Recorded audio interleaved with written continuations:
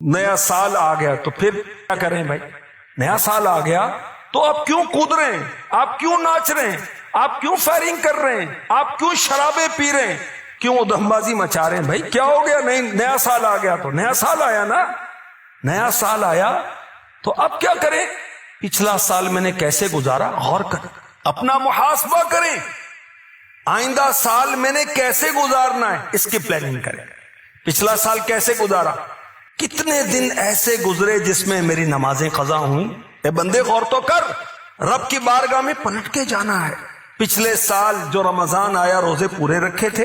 اگر زکوٰۃ مجھ پر فرض تھی کیا زکوٰۃ پوری دی؟ پچھلے سال میں نے کتنے نیک کام کیے؟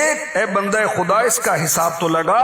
تو ناچ رہا ہے، تو کود رہا ہے، تو فائرنگ کر رہا ہے، تو پٹاخے اڑا رہا ہے، تو رقص کر رہا ہے، تو گانے گا رہا ہے، نیا سال آ گیا، نیا سال آ گیا۔ پھر پچھلے سال کیا کارنامے کیے اس پر غور کر۔ تجھے رب کی بارگاہ میں پلٹ کر جانا ہے اور آئندہ سال تجھے کیا کرنا ہے اگر آئندہ سال ملا، کیونکہ نیو ایئر نائٹ پر بہت سارے فائرنگ سے ہلاک ہو جاتے ہیں، وہ خود ہی اپنے آپ کو مار لیتے ہیں یا کسی عزیز کو فائر لگ جاتا ہے۔ بہت سارے شرابیں پی پی کے ایسے بے ہوش ہوتے ہیں کہ اسی حالت میں موت کا شکار ہو جاتے ہیں۔ ہمارے اسلاف اپنا محاسبہ کیسے کرتے تھے؟ ایک جھلک آپ کو پیش کرتا ہوں۔ خوف خدا مکتبۃ المدینہ کی ایک کتاب ہے، اس میں لکھا ہے، ایک بزرگ، ان کا نام تھا زید بن سمت رحمۃ اللہ تعالی علیہ، ایک دن اپنے رفقا سے، اپنے دوستوں سے کہنے لگے، آج میں نے اپنی عمر کا حساب لگایا، میری عمر 60 سال ہو گئی، میں 60 ایئرز کا ہو گیا، میں نے دن بنائے 21,600 دن بنتے ہیں۔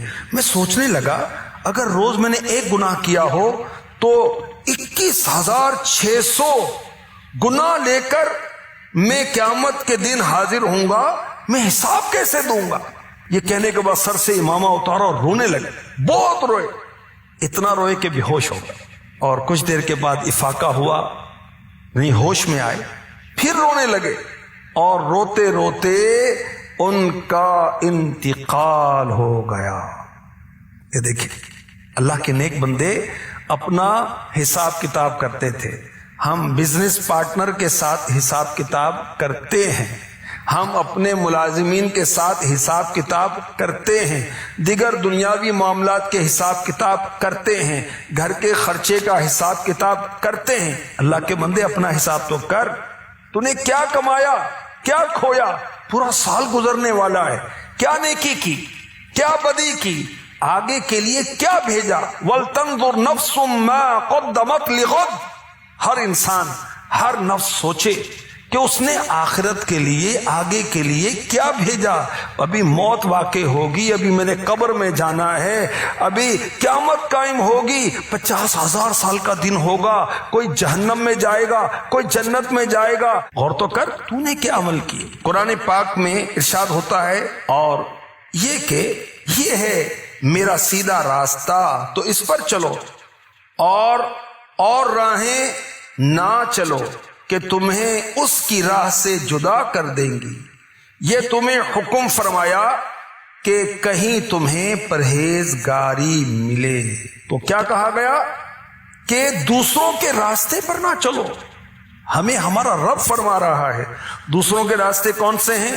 جو چیز اسلام کے خلاف ہے وہ دوسرا راستہ ہے، جو یہودیت والا انداز ہے وہ دوسرا راستہ ہے، جو عیسائیت والا انداز ہے وہ دوسرا راستہ ہے، کسی کافر کا انداز ہے وہ دوسرا راستہ ہے۔ اسلام کے خلاف چلیں گے تو یہ دوسرا راستہ ہے۔ ہم نے سیدھا راستہ چلنا ہے، سیدھا راستہ جو میرے آقا علیہ الصلوۃ والسلام کی طرف لے کے جاتا ہے، ان سے ان کے رب کی طرف لے کر جاتا ہے، جنت کی طرف لے کے جاتا ہے، امن کی طرف لے کر جاتا ہے، راحت کی طرف لے کے جاتا ہے، سکون کی طرف لے کے جاتا ہے۔